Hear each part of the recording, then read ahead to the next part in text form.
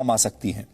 Line of actual control के पास ऐसी करीब 61 सड़कें बनाई जा रही हैं जिनका 75% काम पूरा हो चुका है और इसी 75% काम ने चीन को 100% बेचैन कर दिया है। इसलिए आज हम आपको यह समझाएंगे कि भारत ने कैसे ग्रेट वॉल ऑफ ब्यूरोक्रेसी को गिराकर इन सड़कों के निर्माण की रफ्तार अचानक से बहुत तेज कर दी और कैसे अब भारत चीन के सामने आंखों में आंखें डालकर उसके ठीक सामने खड़ा है।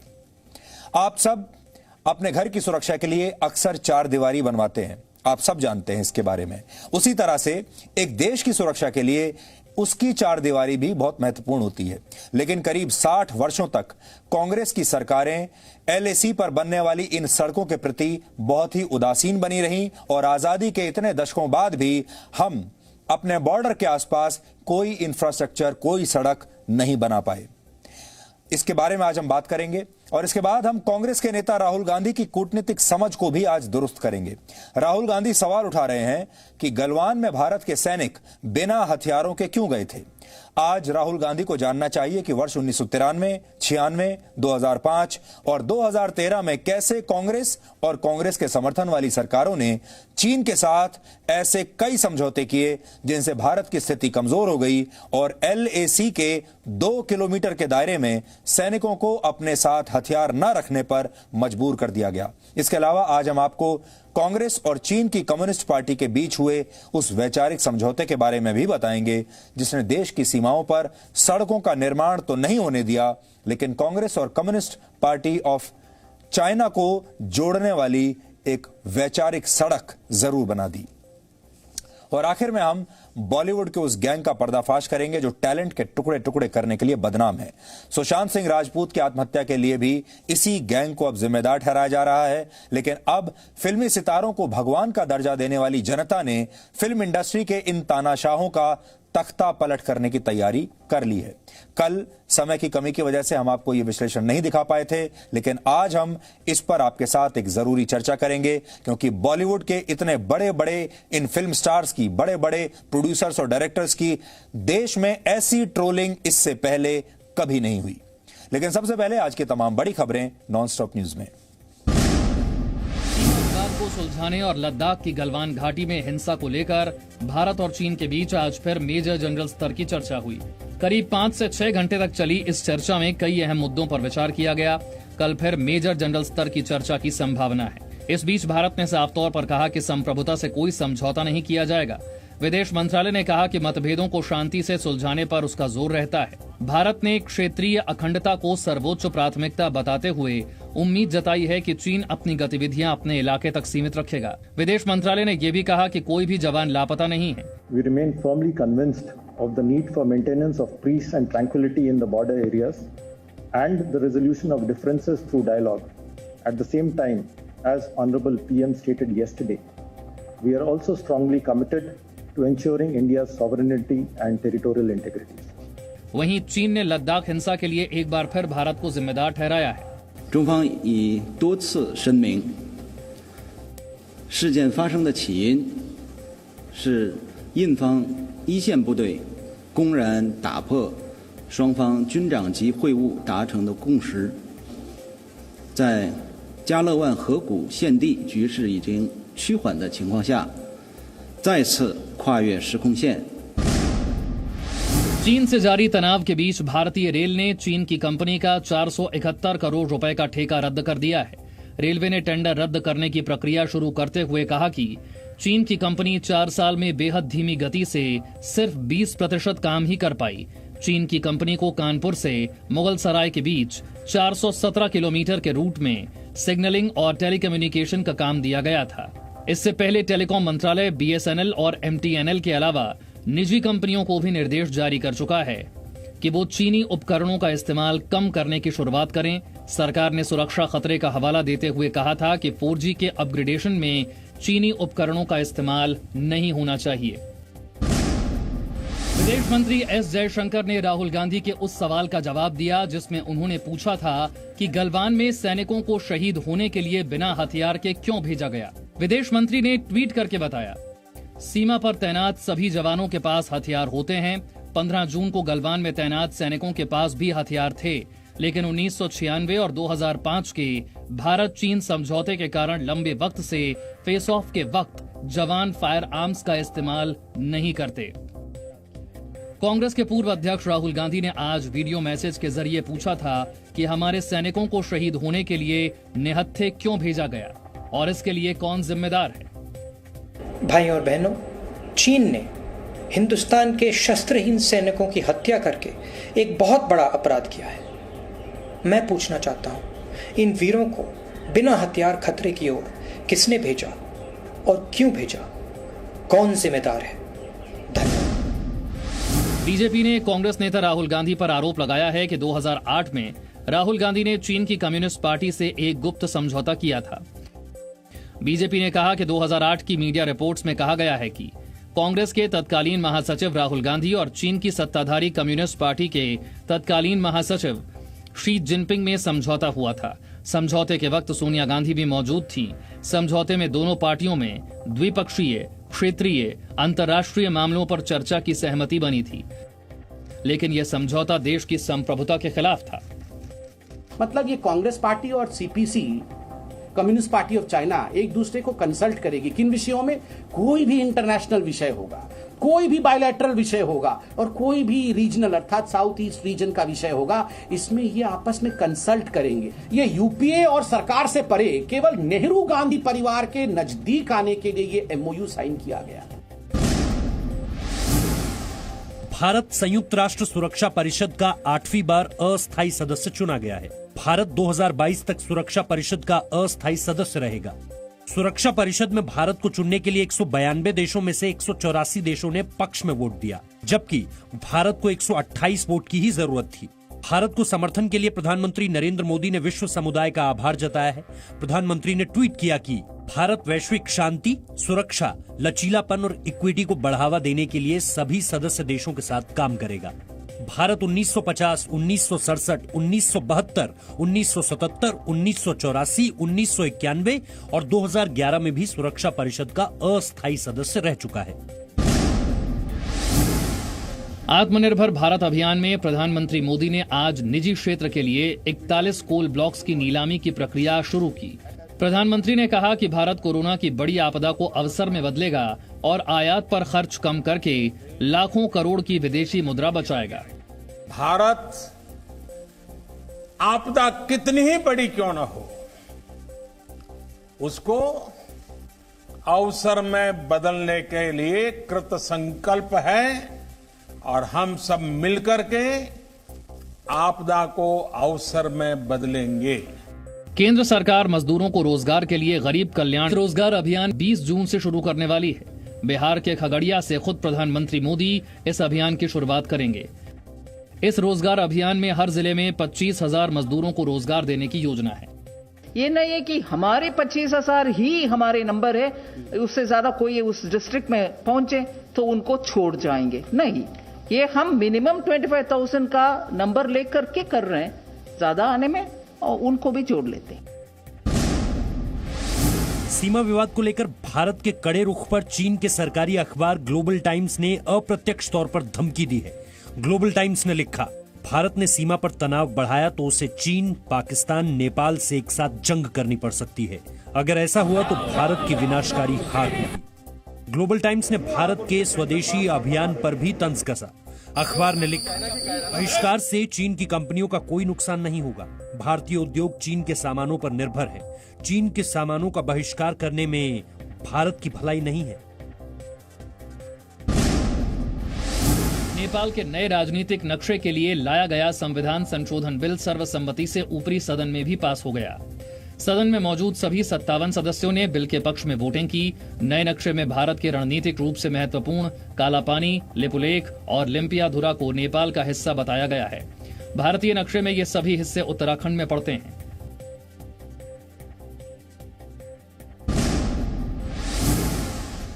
जम्मू कश्मीर के शोपियां और अवंतीपुरा में सुरक्षा बलों ने 2 मुठभेड़ों में एक आतंकी को मार गिराया। मुठभेड़ खत्म नहीं हुई है। अवंतीपुरा के पंपोर में आतंकी एक मस्जिद में छिपे हुए हैं। मुठभेड़ कल रात 2 बजे शुरू हुई थी। शोपियां में आतंकियों से मुठभेड़ आज दोपहर को शुरू हुई। सुरक्षा बलों ने कल ही शोपियां में 3 आतंकियों को मार गिराया था। दूसरी ओर पाकिस्तान ने आज भी माछिल सेक्टर में सीजफायर तोड़ा और मोर्टार दागे। भारतीय सेना ने गोलाबारी का कड़ा जवाब दिया। पाकिस्तान ने मंगलवार को भी तंगधार सेक्टर में फायरिंग की थी। जवाब में सेना ने पीओके में पाकिस्तान की कई चौकियां उड़ा दी थी।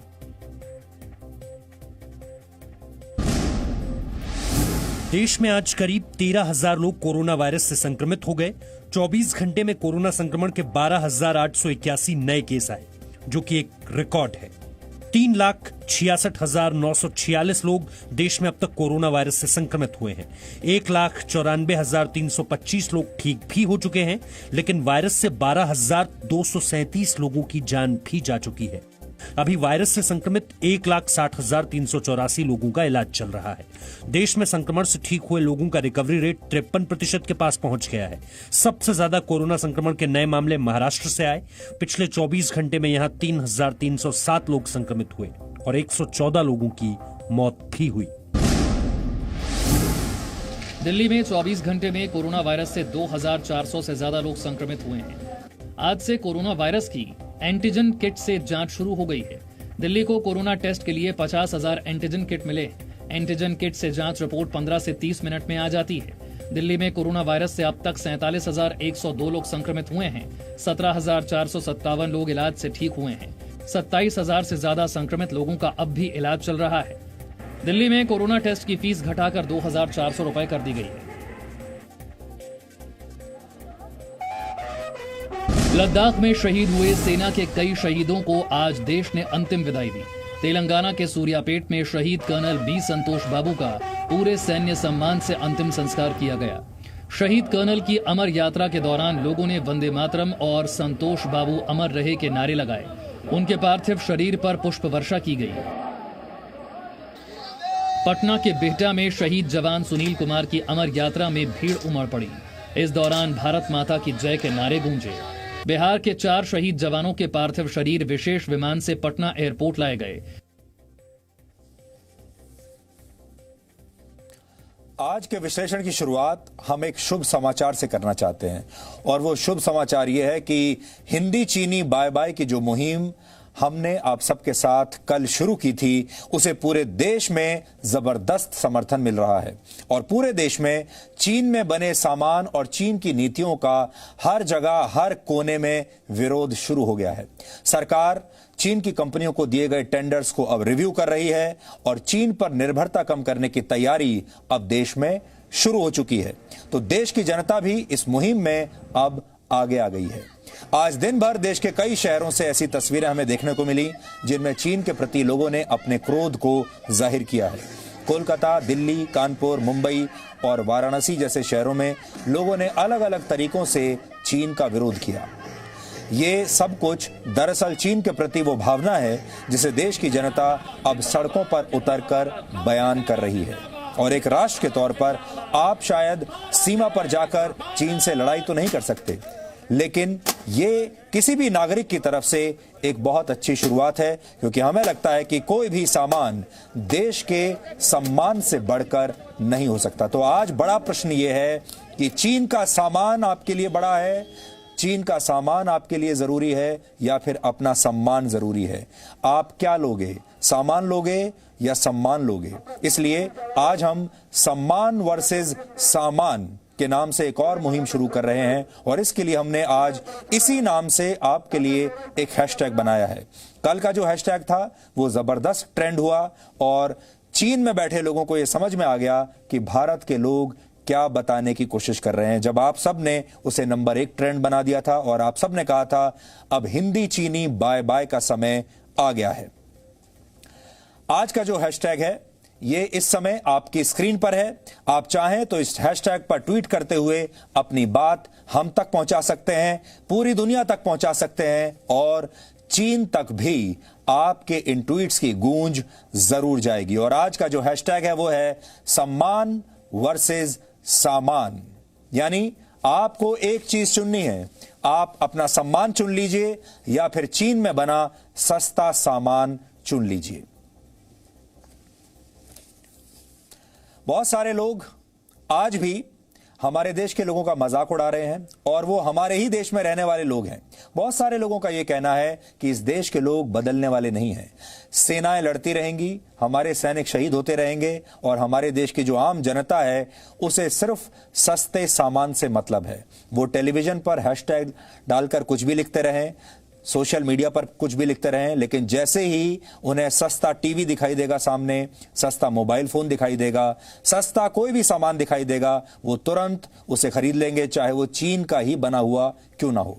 लेकिन हमें लगता है आप सब लोग मिलकर इस तरह के विशेषज्ञों को गलत साबित कर देंगे और इस बार जो पूरी तस्वीरें और जो पूरी मुहिम हमें पूरे देश से देखने को मिल रही है, ऐसा लगता है कि पूरे देश ने अब ये तय कर लिया है कि वो चीन को सबक सिखाकर ही मानेंगे और चीन को सबक सिखाने का एक तरीका नहीं है। कल भी हमने आपको कहा था, हम अपनी सेना को कभी भी कह सकते हैं कि वो भी चीन के इलाकों में घुस जाएं और चीन के सैनिकों को, उतने ही सैनिकों को जितने हमने खोए या उससे कहीं ज्यादा को वो मार डालें। वैसे भी हमारे 20 सैनिक हमने खोए और हमने चीन के 40 से 50 सैनिकों को उनके साथ ही उनका भी नुकसान किया है। लेकिन हमारी जो सेना है वो ये सब करने में सक्षम है, हम ये जानते हैं। लेकिन सेना जब ये सब कर रही होगी, जब बड़ी संख्या में हमारे सैनिक बॉर्डर पर चीन की सेना के सामने आंख में आंख डालकर खड़े हुए हैं, तो आप और हम क्या कर रहे हैं? हमारे देश के नागरिक क्या कर रहे हैं? क्या हमारे देश के नागरिक भी चीन से लड़ने के लिए तैयार हैं? इसलिए दूसरा जो सबसे बड़ा तरीका है चीन से लड़ने का, वो ये है कि भारत का जो विशाल बाजार है, भारत दुनिया का सबसे बड़ा बाजार है, अगर हमने इस बाजार के सारे रास्ते चीन के लिए बंद कर दिए तो चीन का दम घुट जाएगा।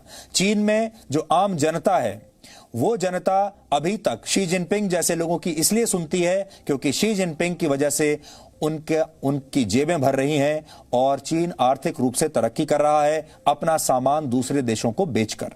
अगर हमने ये सप्लाई लाइन बंद कर दी तो पूरा की पूरा चीन मुश्किल में पड़ जाएगा। शी जिनपिंग मुश्किल में पड़ जाएंगे क्योंकि शी जिनपिंग गलवान की पर अपना कब्जा करके अपने आप को बलवान साबित करने की कोशिश कर रहे हैं। वो दुनिया का सुप्रीम लीडर बनना चाहते हैं और उन्हें भारत ही रोक सकता है। इसलिए भारत ही रोक सकता है का मतलब ये नहीं है कि भारत की सेना ही रोक सकती है।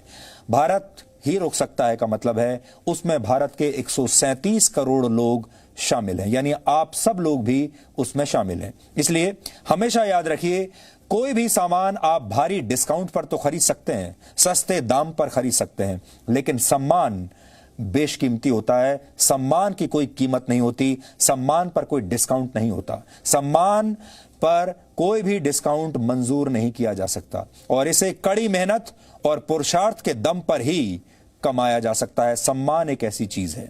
स्वतंत्रता संग्राम के दौरान भारत के लोगों ने ब्रिटेन में बने कपड़ों की होली जलाई थी, स्वदेशी का नारा दिया गया था और इसने ब्रिटिश साम्राज्य को एक बहुत कड़ा संदेश दिया था।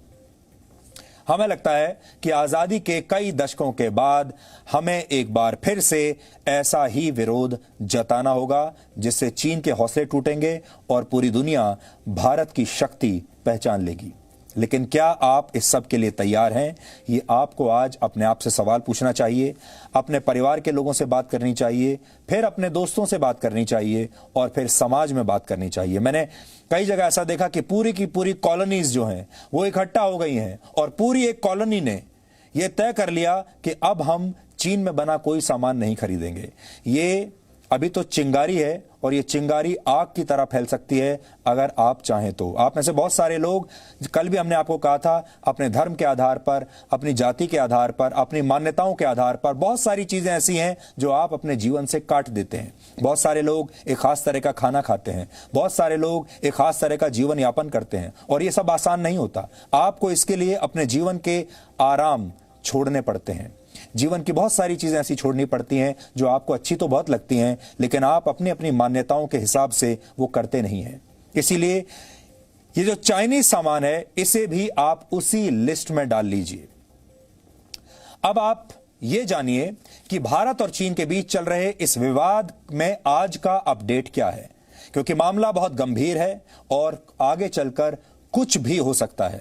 आज भारत के विदेश मंत्रालय ने चीन से स्पष्ट तौर पर कहा है कि वो अपनी सीमा में रहे और LAC में बदलाव के लिए एक तरफा कार्रवाई न करें।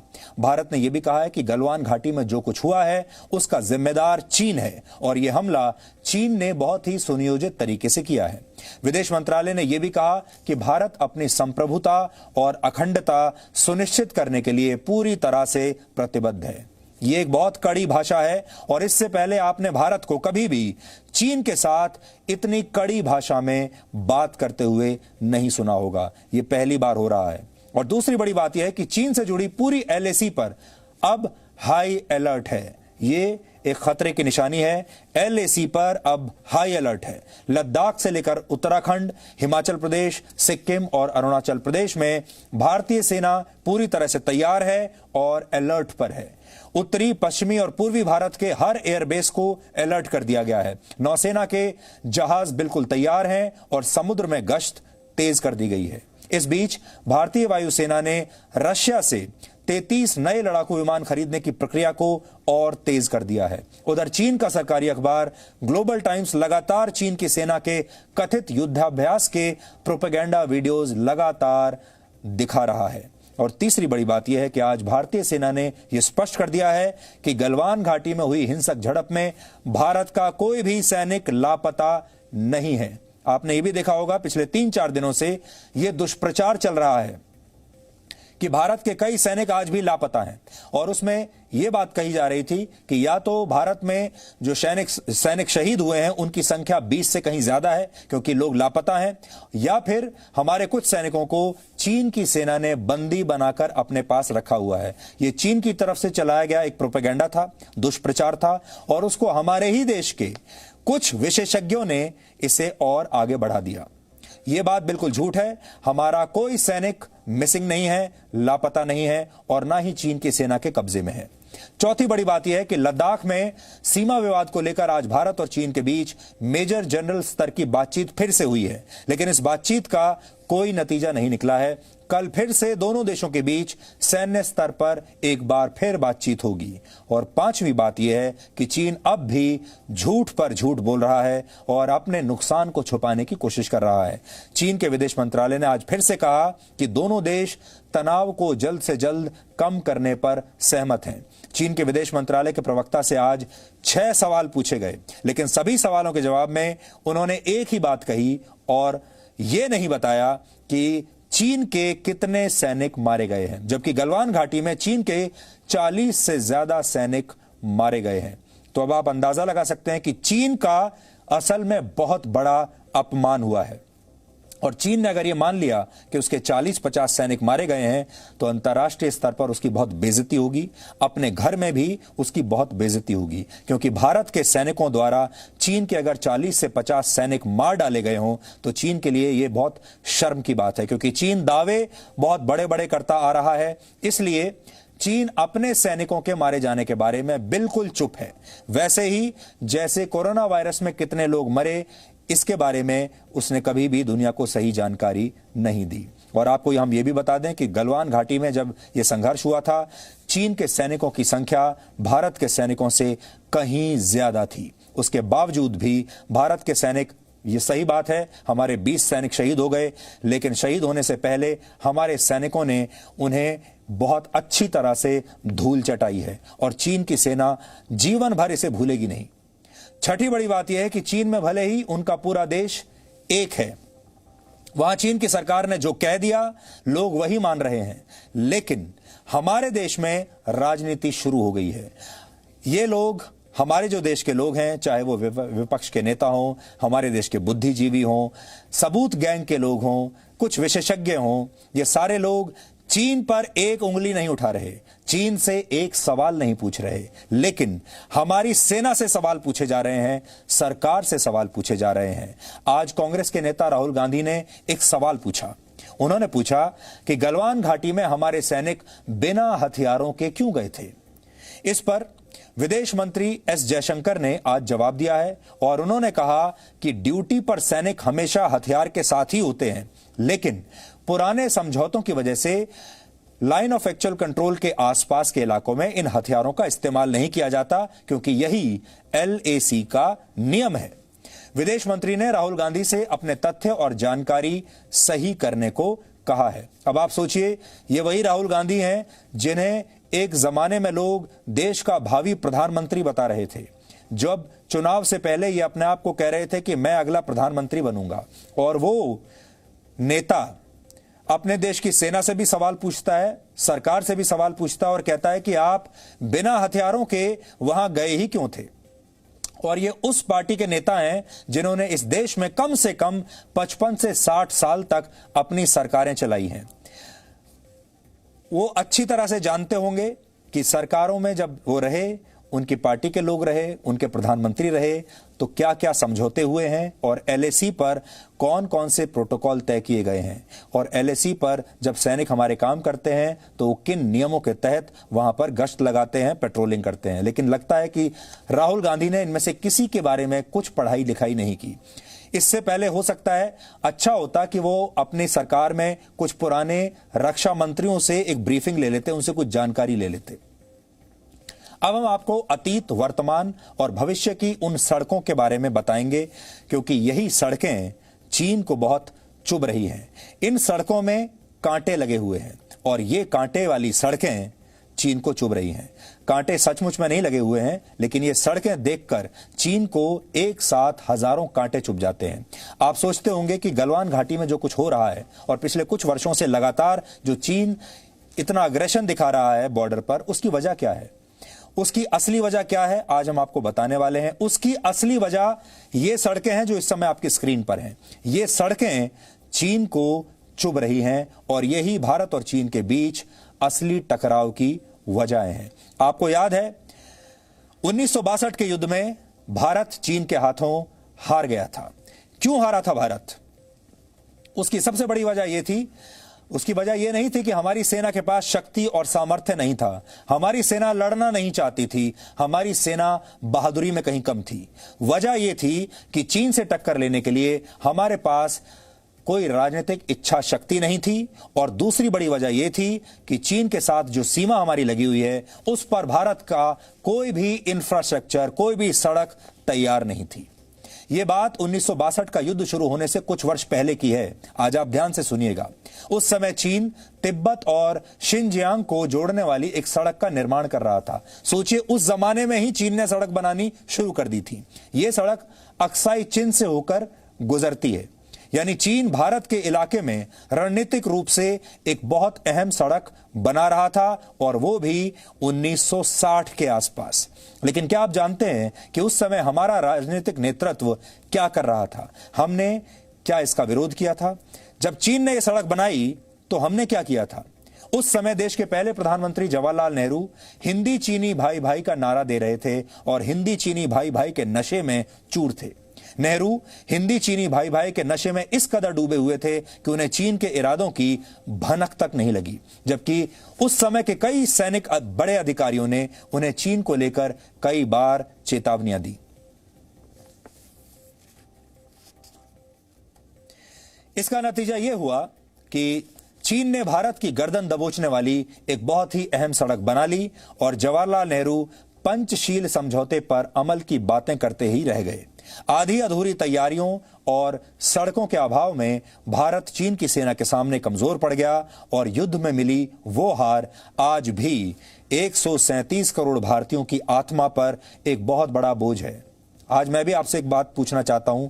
आप में से जो सारे लोग 1962 के बाद पैदा हुए हैं, आपको स्कूल में, कॉलेज में, उसके बाद आप जहां पढ़ाई करने गए वहां, जहां काम करने के लिए गए वहां, हर किताब में, हर अखबार में, जीवन में हर रोज, क्या आपको यह नहीं बताया गया कि 1962 में भारत की बहुत बुरी हार हुई थी चीन के हाथों? और किसी भी राष्ट्रभक्त के चेहरे पर और उसके दिमाग में ये एक सबसे बड़ा शिकन है, और ये आत्मा पर सबसे बड़ा बोझ है कि ये वो देश है, इतना विशाल देश होने के बावजूद भी हम 1962 का युद्ध चीन से हार गए। ये किसी भी भारतीय की आत्मा पर एक बहुत बड़ा बोझ है, और हम इसी बोझ के साथ पैदा हुए हैं और इसी बोझ के साथ अब तक यहां तक पहुंचे हैं। और ये बोझ हमें हटाना होगा। हैरानी की बात यह है कि इस युद्ध के कई दशकों बाद भी इस बोझ को उतारने की कोई कोशिश कभी नहीं हुई और चीन के साथ लगी सीमा पर सड़कों का यह निर्माण यह कहकर नहीं किया गया कि अगर हमने सड़कें बना ली और चीन की सेना अंदर घुस आई तो इससे हमें ही ज्यादा नुकसान होगा। यानी हम हमेशा चीन से डर कर रहे, हम हमेशा यह मानकर चले कि हम चीन को कभी रोक नहीं पाएंगे। चीन की सेना तो अंदर आ ही जाएगी, हमारे घर में घुस के हमें मारेगी। ये बात हमने अपने देश के एक एक नागरिक, एक एक बच्चे और एक एक युवा के मन में भर दी, डाल दी। हो सकता है अपने सैनिकों के मन में भी हमने ये बात डाल दी हो। जैसे आप अपने घर की सुरक्षा के लिए उसके आसपास एक चार दीवारी बनाते हैं, ये कोई बड़ी बात नहीं है, इसमें रॉकेट साइंस नहीं है। आप देश में किसी छोटे से छोटे गांव में चले जाइए, वहां पर भी अगर किसी व्यक्ति के पास कोई जमीन है, कोई मकान है, तो वो सबसे पहले उस जमीन के चारों तरफ एक चार दीवारी बनाते हैं, क्योंकि कहा जाता है कि अगर आपने अपनी जमीन की रक्षा नहीं की, उसके चारों तरफ चार दीवारी नहीं लगाई, तो आपकी जमीन पर आपके पड़ोसी कब्जा कर सकते हैं। इसीलिए आप सब लोग अपनी जमीन के चारों तरफ एक चार दीवारी, बाउंड्री वॉल जिसे कहते हैं, वो आप बनाते हैं। पैसा लगता है उसमें, लेकिन वो पैसा खर्च करके भी लोग बाउंड्री वॉल बनाते हैं। लेकिन क्या हमें अपने देश के चारों तरफ एक बाउंड्री वॉल नहीं बनानी चाहिए थी? ठीक वैसे ही एक देश को भी अपनी सुरक्षा के लिए ऐसी ही एक चार दीवारी बनानी चाहिए। लेकिन इसे लेकर कांग्रेस की सरकारें दशकों तक ऐसे ही उदासीन बनी रहीं और आखिरकार 1990 के दशक में भारत ने इस पुरानी विचारधारा को छोड़ा और फिर वर्ष 2005 में चीन की सीमा के पास रणनीतिक महत्व की 70 से ज्यादा सड़कों के निर्माण का फैसला किया गया 2005 में। लेकिन क्या आप जानते हैं कि इस दौरान करीब 2 दशकों में यानी 20 साल में सिर्फ कुछ ही सड़कें बनाई जा सकी और इनमें से भी कई सड़कों की क्वालिटी इतनी खराब थी कि सेना की गाड़ियां, होविट्जर तोप और मल्टी लॉन्च रॉकेट सिस्टम्स जैसे बड़े हथियारों को ले जाने के लिए इन सड़कों का इस्तेमाल किया ही नहीं जा सकता था। यानी सड़कें बन तो गई लेकिन फिर भी बेकार थी।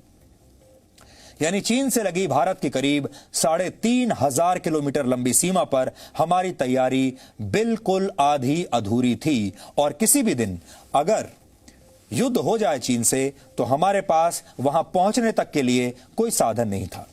लेकिन अब स्थितियां बदलने लगी हैं और Bharat line of actual control यानी LAC के पास तेजी से ऐसी मजबूत सड़कों का निर्माण कर रहा है जिनका इस्तेमाल हर मौसम में किया जा सकता है और ये सड़कें भारी से भारी हथियारों और बख्तरबंद गाड़ियों का बोझ उठा सकती हैं। इनमें से बहुत सारी सड़कें अब बनकर तैयार भी हो चुकी हैं और यही सड़कें अब चीन को चुभ रही हैं। चीन के साथ आज जो भी विवाद है उसके पीछे भी वर्ष 2020 यानी इस साल के भारत की यही मजबूत सड़कें हैं। इन सड़कों की वजह से अब भारतीय सेना पूर्वी लद्दाख पर सीमा से लगे इलाकों में आसानी से पेट्रोलिंग कर सकती है, नजर रख सकती है और चीन की हर हरकत को देख सकती है। यही बात चीन को बर्दाश्त नहीं हो रही और वो इन सड़कों का निर्माण हर कीमत पर रोकना चाहता है। पुरानी सरकारों ने इन सड़कों को या तो बनने ही नहीं दिया या इतना धीरे धीरे बनाया कि चीन बड़े आराम से रहा, उसने ज्यादा परेशान नहीं किया किसी को भी। लेकिन अब परेशानी की बात है, यानी जो काम चीन ने 1950 के दशक में ही कर लिया था अपनी तरफ, उसे भारत आज अंजाम दे रहा है। सोचिए 1950 से लेकर 50 और 20 70 साल के बाद हम वो काम कर रहे हैं जो चीन 1950 और 60 में कर चुका। यह बात चीन की समझ में आने लगी है और यह बदला हुआ भारत अब उसकी किसी चाल को सफल नहीं होने देगा। इसलिए जैसे जैसे भारत LAC पर मजबूत इंफ्रास्ट्रक्चर का निर्माण करेगा वैसे वैसे चीन की बेचैनी बढ़ती जाएगी और भविष्य में भी ऐसे टकराव की आशंका बनी रहेगी। लेकिन यह टकराव इस बात का संकेत है कि भारत ने अब अपनी गलतियों को सुधारना शुरू कर दिया है। ये 2020 का भारत है। वर्ष 2014 में जब मौजूदा सरकार पहली बार सत्ता में आई, यानी जब मोदी सरकार पहली बार सत्ता में आई, तब प्रधानमंत्री मोदी ने जो शुरुआती फैसले किए थे उनमें से एक महत्वपूर्ण फैसला बॉर्डर रोड्स ऑर्गेनाइजेशन यानी BRO द्वारा बनाई जा रही उन सड़कों को मंजूरी देने का था जिनका निर्माण LAC से 100 किलोमीटर के दायरे में किया जाना था। इस मंजूरी का असर यह हुआ कि सड़कों के निर्माण में बाधा बनने वाली अफसरशाही दूर हो गई और केंद्र सरकार से मंजूरी लेने जैसी लंबी चौड़ी प्रक्रियाओं पर भी ब्रेक लग गया और BRO तेजी से सड़क निर्माण के काम में जुट गया, क्योंकि इस काम में जो सरकारी, जिसको आप रेड टेपिज्म कहते हैं, वो सारा रेड टेपिज्म हटा दिया गया और इन सड़कों के निर्माण को फास्ट ट्रैक पर डाल दिया गया। यानी फटाफट फैसले होने चाहिए, तुरंत सड़क का निर्माण शुरू होना चाहिए और तुरंत सड़क बन भी जानी चाहिए। और अब इन महत्वपूर्ण सड़कों में से करीब 75% का काम लगभग पूरा हो चुका है, 75%। इसके बाद वर्ष 2017 में केंद्र सरकार ने बॉर्डर रोड्स ऑर्गेनाइजेशन को और शक्तिशाली बना दिया, क्योंकि वो समझ गई थी कि इस बीआरओ को और ज्यादा शक्ति देने की जरूरत है। और बीआरओ के डायरेक्टर जनरल यानी डीजी को कई तरह के नए अधिकार सौंप दिए गए। इसके साथ ही भारत चीन सीमा के करीब बनने वाली 66 सड़कों के निर्माण का रास्ता अब साफ हो गया। इन नए नियमों के तहत बीआरओ के डायरेक्टर जनरल को 100 करोड़ रुपया तक खर्च करने का वित्तीय अधिकार दिया गया था, जो पहली बार हो रहा था। अब बीआरओ के डीजी चाहें तो इस धनराशि से वो सारी मशीनरी और उपकरण मंगा सकते हैं जिनकी जरूरत सड़क निर्माण में पड़ती है। एयरलिफ्ट करके भी इन्हें मंगाया जा सकता है। इसके अलावा बीआरओ के चीफ इंजीनियर स्तर तक के अफसरों को भी कई बड़े अधिकार दे दिए गए। इससे पहले सड़क निर्माण का कोई भी प्रस्ताव रक्षा मंत्रालय के पास कराना होता था और उसके ये ऐसे ही लगातार फाइल पेंडिंग पड़ी रहती थी। यानी देखते ही देखते भारत ने महत्वपूर्ण सड़कों के निर्माण में बाधा बनकर खड़ी the great wall of bureaucracy यानी अफसरशाही की इतनी बड़ी दीवार को गिरा दिया और चीन की सेना का सारा धोखा, सारी साजिशें बेनकाब होने लगी। इसके बाद सीमा पर सुरक्षा संबंधित इंफ्रास्ट्रक्चर के निर्माण जैसे बॉर्डर आउटपोस्ट, फ्लड लाइट्स और दीवारों के निर्माण में बाधा बनने वाली अफसरशाही को भी दूर किया गया और अर्धसैनिक सुरक्षा बलों की जरूरतों को भी इसी तर्ज पर पूरा किया जाने लगा। यानी जो पहले फाइल लटकी पड़ी रहती थी, सरकारी अफसरों की टेबल पर पड़ी रहती थी महीनों वर्षों तक, उनको तुरंत क्लियर किया गया। लेकिन चीन को अब यकीन था कि भारत सारी तेजी बरतने के बाद भी सीमा पर इन सड़कों का निर्माण कर नहीं पाएगा, क्योंकि वो जानता था कि भारत इतने वर्षों से एक सुस्त देश रहा है। चीन को लगता था यह काम तकनीकी रूप से भी बहुत कठिन है और भारत के पास इस तरह के निर्माण की कोई क्षमता भी नहीं है। लेकिन चीन यहां भी गलत साबित हुआ।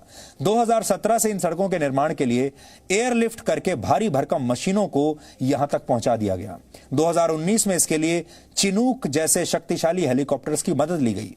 यानी जहां सरकारी अधिकारियों का रवैया पहले बाधा बना रहता था, वहां अफसरशाही की दीवारें गिरा दी गईं और जहां रास्ते चुनौती बन गए, वहां हवा के जरिए उपकरण पहुंचाकर सड़कों का निर्माण बिल्कुल 2020 स्टाइल में किया गया। इन सारी कोशिशों का जो नतीजा हुआ, उसे अब आप आंकड़ों के जरिए जब देखेंगे तो पूरी तस्वीर आपके सामने साफ हो जाएगी। अब ये आंकड़ों पर नजर डालिए। वर्ष 2008 से 2017 के बीच भारत और चीन की सीमा के पास प्रति वर्ष करीब 230 किलोमीटर लंबी सड़कों की कटिंग और फॉर्मेटिंग का काम हो रहा था, जो 2017 से 2020 के बीच यानी इन 3 सालों में बढ़कर 470 किलोमीटर प्रति वर्ष हो गया। ये आप देखिए कितना बड़ा फर्क आया है। इसी तरह वर्ष 2008 से 2017 के बीच सड़कों की सरफेसिंग करने की रफ्तार 170 किलोमीटर प्रति वर्ष थी, जो 2017 से 2020 के बीच बढ़कर 380 किलोमीटर प्रति वर्ष हो गई। पहाड़ी रास्तों पर सड़कों को जोड़ने के लिए सुरंगों की भी बहुत आवश्यकता होती है। 2008 से 2014 के बीच सिर्फ ऐसी एक सुरंग का निर्माण हुआ। सोचिए, 2008 से 2014 6 साल में सिर्फ एक सुरंग बनी, जबकि 2014 से 2020 इन 6 वर्षों में 6 नई सुरंगें बना ली गईं और करीब 19 सुरंगों के निर्माण की योजना पर अभी काम चल रहा है। इसी तरह 2008 से 2014 के बीच 7,270 मीटर लंबे ब्रिज बनाए गए, 7,270 मीटर लंबे। और 2014 से 2020 के बीच यानी इन 6 सालों में 14,450 मीटर पुलों का निर्माण किया गया, यानी पहले से दुगना। 2008 से 2014 के बीच सीमा पर 3,610 किलोमीटर लंबी सड़कों का निर्माण हुआ, जबकि 2014 से 2020 के बीच 4,764 किलोमीटर लंबी सड़कें बनाई गई। इस भारी निर्माण के लिए अच्छे खासे बजट की जरूरत होती है और इसका भी पूरा ध्यान रखा गया। 2008 से 2016 के बीच इन सड़कों के निर्माण पर 3,300 करोड़ रुपए से लेकर 4600 करोड़ रुपए तक खर्च हुए थे, लेकिन वित्तीय वर्ष 2017-18 में यह बजट बढ़कर 5450 करोड़ रुपए और फिर 2018-19 में 6700 करोड़ रुपए कर दिया गया। फिर 2019-20 में 8050 करोड़ रुपए हमने इस पर खर्च किए और इस साल 2020-21 के लिए यह बजट बढ़कर 11800 करोड़ रुपए हो गया है। यानी करीब 50 वर्षों तक जिन सड़कों की तरफ कोई ध्यान नहीं दिया गया, वो सड़कें 4 से 5 सालों में ही लंबी होते होते चीन की सीमा के करीब पहुंच गई। जैसे कहते हैं, आपने सुना होगा, कानून के हाथ बड़े लंबे होते हैं, यह अक्सर कहा जाता है, लेकिन अब भारत के हाथ इतने लंबे हो गए थे कि वो चीन की गर्दन तक पहुंच सकते थे। इसीलिए चीन इतना बेचैन है। चीन इस सोच में था कि भारत 1962 वाली गलती फिर से दोहराएगा, लेकिन भारत ने इन सड़कों के निर्माण के साथ ही चीन को भी एक बड़ा झटका दे दिया और यही झटका चीन की बौखलाहट की सबसे बड़ी वजह बन गया है। इसलिए अगर आप जानना चाहते हैं कि अचानक चीन को यह क्या हुआ, तो बड़ा सवाल यही है और उसका जवाब यह है कि असल में भारत की सड़कें इतनी लंबी हो गई थीं कि वो चीन की गर्दन तक पहुंचने लगी थीं और चीन को भारत के पंजे चुभने लगे थे। इसलिए चीन ये सब कुछ कर रहा है। अब सवाल यह है कि जिन सड़कों का निर्माण 1962 के बाद हो जाना चाहिए था, उनका निर्माण अब जाकर पूरा क्यों हो रहा है? तो इसकी वजह भी आपको आज समझ लेनी चाहिए। इसकी सबसे बड़ी वजह थी सड़क निर्माण के लिए पिछली सरकारों का नकारात्मक रवैया और हमारे देश की अफसरशाही। नवंबर 2011 की कांग्रेस सरकार में रक्षा मंत्री रहे AK एंटनी ने राज्यसभा में एक लिखित जवाब में यह माना था कि चीन के साथ लगी सीमा पर सड़कों के निर्माण की रफ्तार धीमी है। यह हम बात आपको बता रहे हैं 2011 की। इस जवाब में उन्होंने कहा कि 73 सड़कों में से सिर्फ 15 सड़कें तैयार हुई हैं। यहां आप सोच लीजिए, 73 सड़कों में से सिर्फ 15 सड़कें ही तैयार हुई हैं। यह स्थिति है 2011 की। 39 सड़कें वर्ष 2013 तक तैयार कर ली जाएंगी और बाकी की 19 सड़कों का निर्माण 2016 तक पूरा होगा। ये बात खुद तत्कालीन रक्षा मंत्री ने राज्यसभा में मानी थी। इससे आप अंदाजा लगा सकते हैं कि भारत की पिछली सरकारें चीन के खतरे को लेकर कितनी गंभीर थीं। रणनीतिक रूप से महत्वपूर्ण इन सड़कों के निर्माण को मंजूरी 2005 में मिली थी और 2012 तक इनका निर्माण पूरा हो जाना चाहिए था। आप खुद सोचिए, सड़क कैसी भी हो, कहीं भी हो, कितने साल लग जाएंगे एक सड़क बनाने में। 2005 से आप सोचिए और कहां हम 2020 में आ गए। 2018 में CAG की रिपोर्ट में भी इस बात का उल्लेख किया गया कि जिन 61 सड़कों का निर्माण 2012 तक ही हो जाना चाहिए था, 2016 तक भी उनमें से सिर्फ 12 सड़कों का ही निर्माण पूरा हुआ। CAG ने अपनी रिपोर्ट में कहा था कि इन 22 सड़कों पर करीब 4536 करोड़ रुपए खर्च हो चुके हैं, जबकि पूरे प्रोजेक्ट की लागत ही 4622 करोड़ रुपए थी। यानी बजट का 98% खर्च हो जाने के बाद भी आधी से कम सड़कें ही बन पाई थी। हैरानी की बात यह है कि पिछली सरकारें सड़क निर्माण में पीछे होने के साथ साथ चीन को खुश करने की भी तमाम कोशिशें करती थी। उदाहरण के लिए वर्ष 2013 में जब चीन के साथ विवाद हुआ तो चीन को शांत करने के लिए तब की सरकार ने, जो कि यूपीए की सरकार थी, यूपीए की सरकार ने सेना को लद्दाख में वो बंकर खाली करने का आदेश दे दिया जिस पर चीन को आपत्ति थी। कुछ वर्ष पहले तक भारत और चीन की सीमा के करीब के आसपास सड़कों के निर्माण की रफ्तार इतनी धीमी थी कि चीन को कभी खतरे का एहसास हुआ ही नहीं। इस धीमी रफ्तार की एक वजह यह भी थी कि सीमा पर किसी भी तरह की सड़क बनाने के लिए BRO को सरकार के अलग अलग मंत्रालयों से इजाजत लेनी पड़ती थी। इनमें सबसे ज्यादा बाधा पर्यावरण मंत्रालय द्वारा पैदा की जाती थी। 2004 से लेकर 2014 के बीच आधे समय पर्यावरण मंत्रालय जयराम रमेश और जयंती नटराजन जैसे नेताओं के पास था और आधे वक्त इस मंत्रालय की जिम्मेदारी खुद तत्कालीन प्रधानमंत्री डॉक्टर मनमोहन सिंह के पास थी। यानी मनमोहन सिंह प्रधानमंत्री रहते हुए भी पर्यावरण मंत्रालय की इस अफसरशाही को दूर नहीं कर पाए।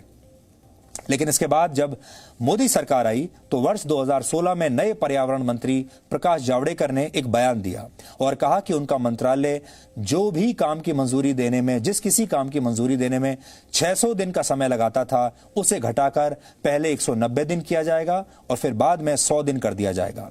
हालांकि जंगलों को काटने के मामले में अब भी कई स्तरों पर इजाजत लेनी होती है, लेकिन धीरे धीरे इन बाधाओं को दूर किया जाने लगा और नतीजा ये हुआ कि भारत जल्द ही LAC पर सभी सड़कों के निर्माण का लक्ष्य अब पूरा करने वाला है।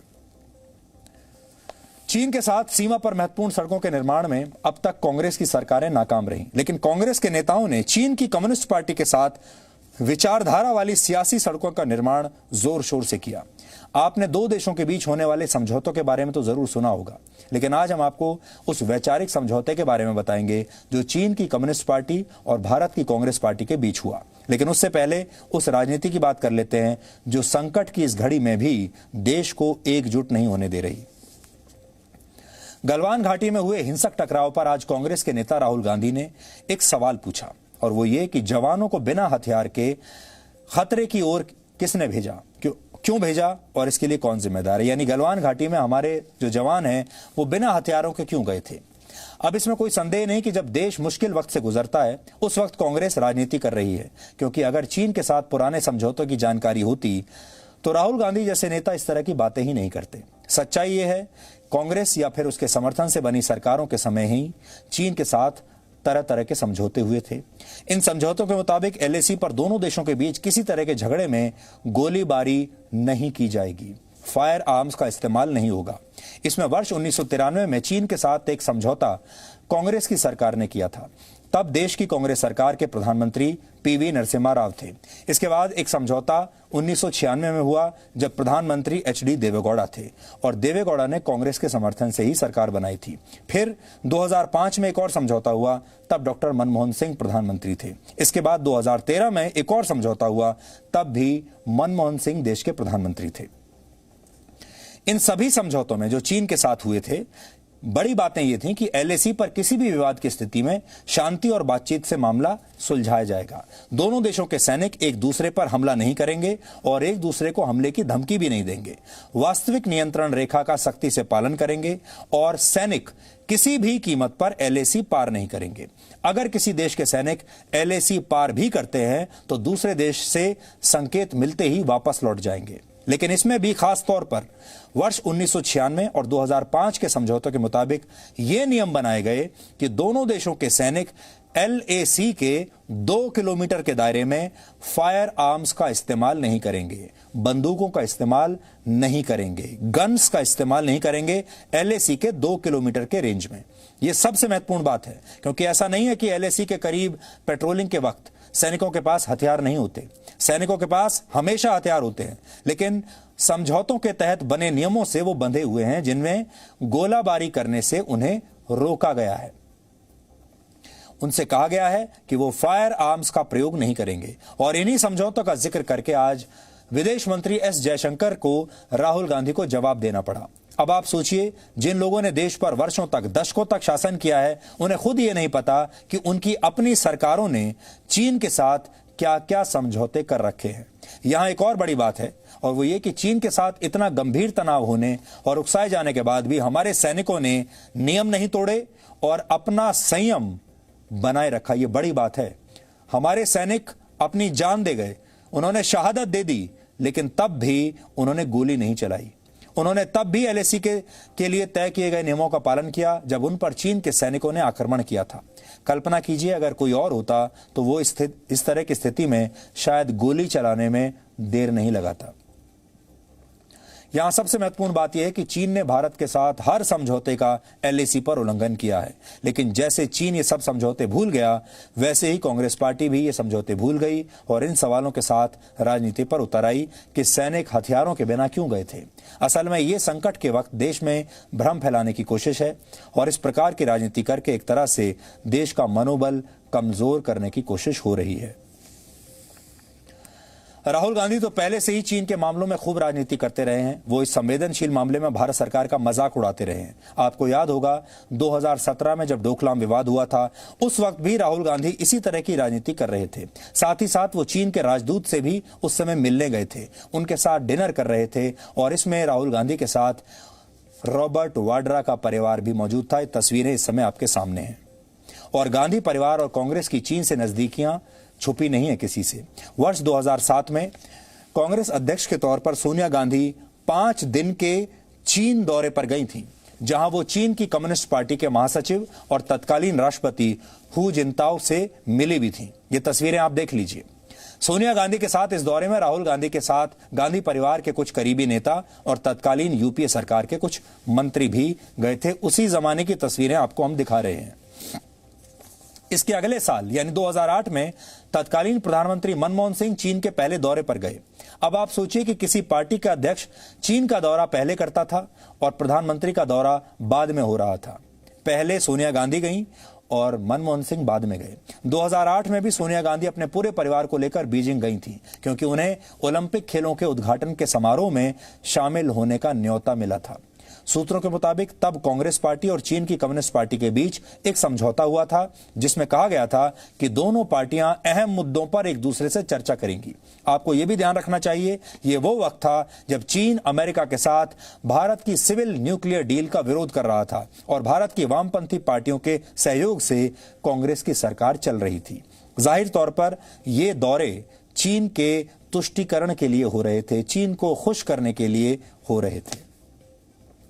यहां पर हम 5 मिनट का ब्रेक ले रहे हैं और ब्रेक के बाद हम आपको गलवान के शहीदों के घर लेकर चलेंगे। आज शहीदों के घरों के दर्शन करना किसी तीर्थ से कम नहीं है, इसलिए ब्रेक के बाद हम आपके साथ मिलकर इन शहीदों को नमन करेंगे।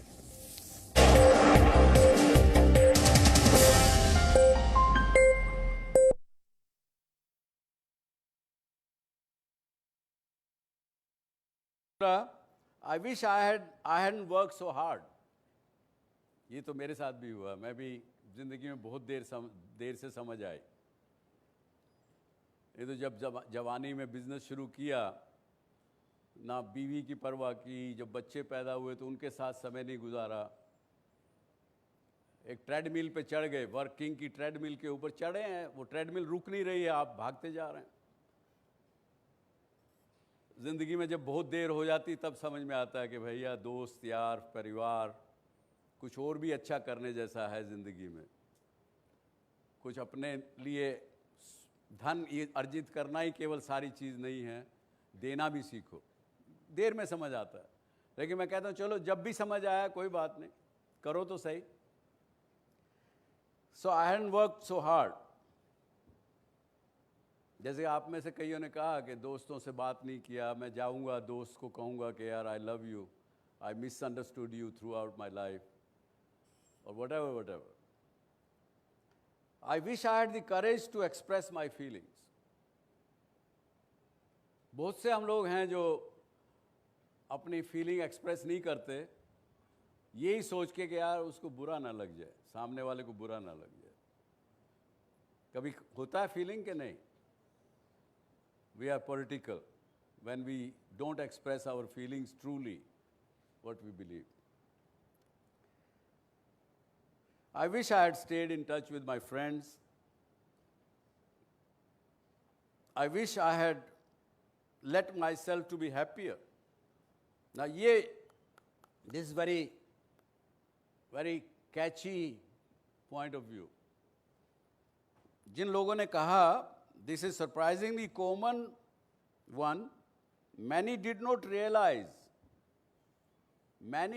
realize until the end that happiness is a choice. Can you believe? Happiness is also a choice. Many people do not even know. Because क्यों? क्योंकि हम उसी सिस्टम में, उसी रट में, उसी बहाव में बहे जा रहे हैं। No signal, no worry. Presenting Z News app with live TV, latest updates and expert opinion. Available on Google Play and App Store. Download it now.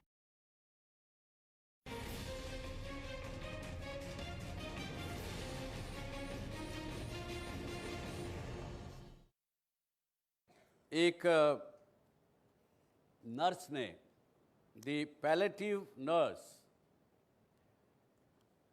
और केवल नर्स उन्हीं लोगों को करती है जिनका उनको पता है कि 10-12 हफ्ते में वो जाने वाले हैं।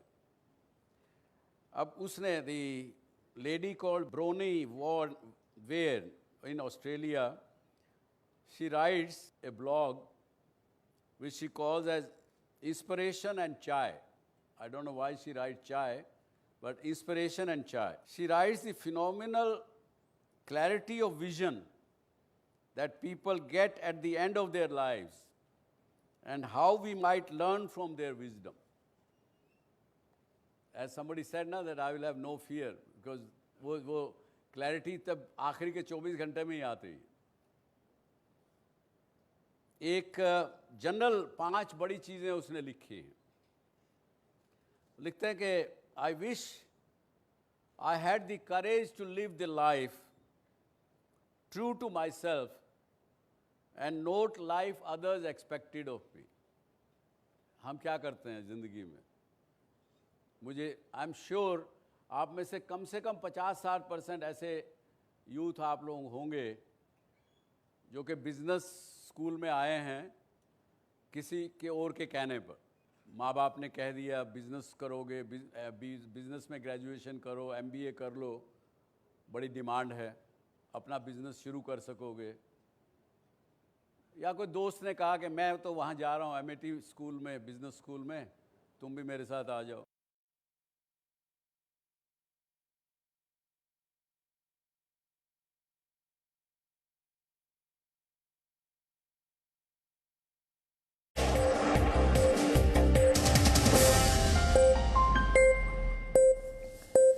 हम अक्सर ये कहते हैं कि एक शहीद का घर सबसे पवित्र होता है। शहीद जिस मिट्टी में पले बढ़े वो तीर्थ स्थल की तरह होता है और शहीदों के घर जाना 4 धाम की यात्रा के बराबर होता है। एक बार फिर भारत के लिए इस विचार को महसूस करना बहुत जरूरी है। आज पूरा देश गलवान घाटी में शहीद हुए 20 भारतीय जवानों को अंतिम विदाई दे रहा है। शहीदों के पार्थिव शरीर उनके पैतृक आवास पहुंच रहे हैं। ये वो वीर शहीद हैं जिन्होंने हमेशा देश को अपने परिवार से ऊपर रखा और देश की खातिर जान न्यौछावर कर दी हंसते हंसते। अगर आपने इन शहीदों के अंतिम दर्शन नहीं किए हैं, इन्हें श्रद्धांजलि नहीं दी है, तो हमारी ये रिपोर्ट आज देखिए और इन शहीदों को आज अपने परिवार के साथ नमन कर लीजिए।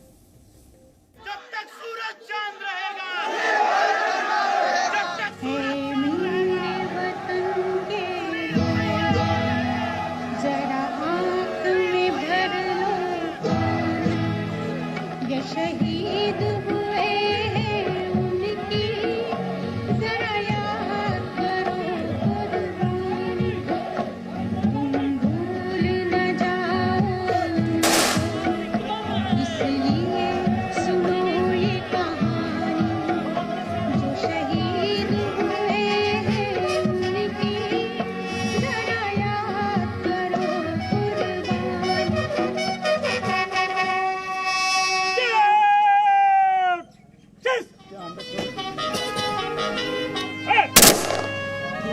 दिलों में अताह दर्द का सागर है जो दिलों में आंसू बनकर बह रहा है।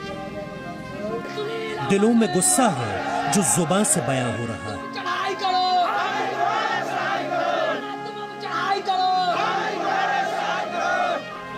देश गलवान के शहीदों को श्रद्धांजलि दे रहा है। पटना के शहीद सुनील कुमार की अंतिम यात्रा जब निकली तो साथ चल रहे हजारों लोगों के दिलों में देशभक्ति की भावनाएं उमड़ रही थी। सुनील वर्ष 2002 में सेना में भर्ती हुए थे। 2004 में शादी हुई, उनके 3 बच्चे हैं जिनको छोड़कर वो अब इस दुनिया से विदा हो चुके हैं।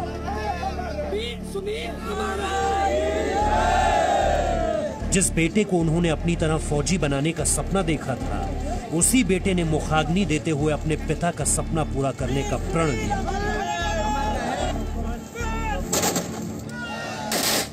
बोलते थे कि मैं देश का बेटा, देश का हूँ, मैं देश के लिए हूँ। देश से अगर धरती माता से मैं बच के आऊंगा तब मैं तेरा हूँ। मैं देश के लिए हूँ, मैं देश का निछावर हूँ। मैं देश के साथ कुछ तुम्हारे लिए, मैं देश के लिए कोई गद्दारी नहीं करूंगा। मैं बोलती थी कि आप बच के रहिएगा। बोलते थे कि मैं पहले देश का लाल हूँ, उसके बाद तेरा पति हूँ।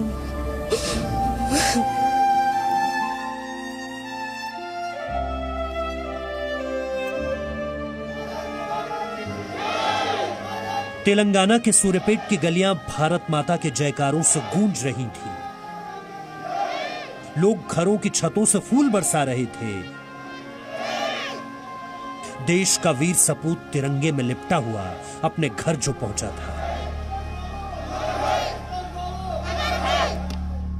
शहीद पति के अंतिम दर्शन करती हुई उनकी पत्नी, अंतिम बार बेटे को पानी पिलाती मां, पिता को सैल्यूट करता हुआ 3 साल का बेटा और अपने शहीद बेटे को मुखाग्नि देते पिता। शहीद कर्नल संतोष बाबू के अंतिम संस्कार की ये तस्वीरें झकझोर देने वाली हैं।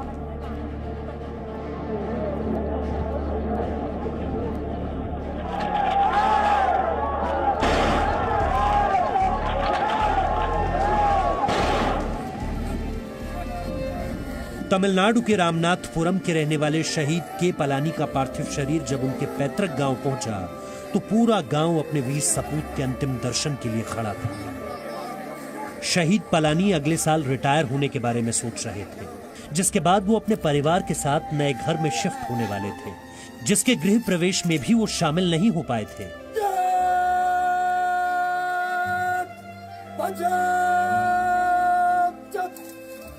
लेकिन अंतिम बार वो इस तरह अपने घर में प्रवेश करेंगे, किसी ने नहीं सोचा था।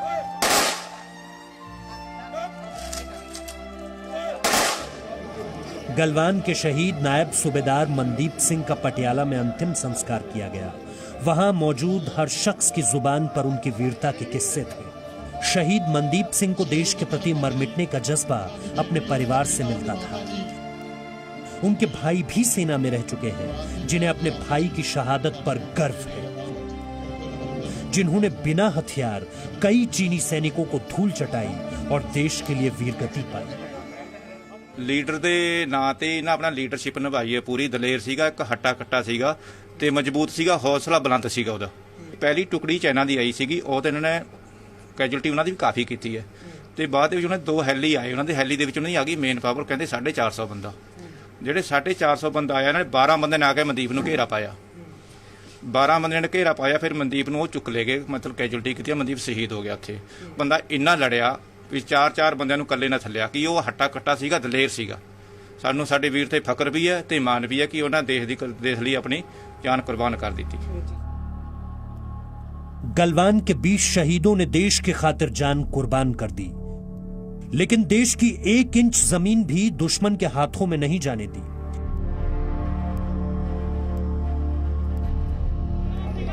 देश उन्हें अंतिम विदाई दे रहा है जिन्होंने देश को हमेशा अपने परिवार से ऊपर रखा।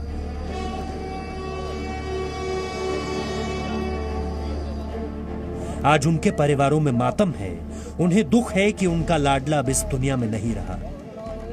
लेकिन शहीद कभी मरा नहीं करते, वो अमर हो जाते हैं, जिन्हें पीढ़ियां याद रखती हैं और प्रेरणा लेती हैं।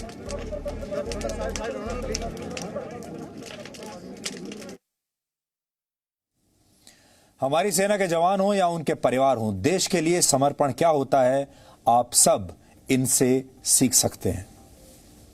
अब हम उस खबर का विश्लेषण कर रहे हैं जिसने फिल्मी दुनिया की आत्मा को बहुत गहरी चोट पहुंचाई है, और हमारे बहुत सारे दर्शकों ने हमें यह लिखा कि वो इस विश्लेषण का इंतजार कर रहे हैं। हालांकि हम आपको यह दिखा नहीं पा रहे थे पिछले कई दिनों से।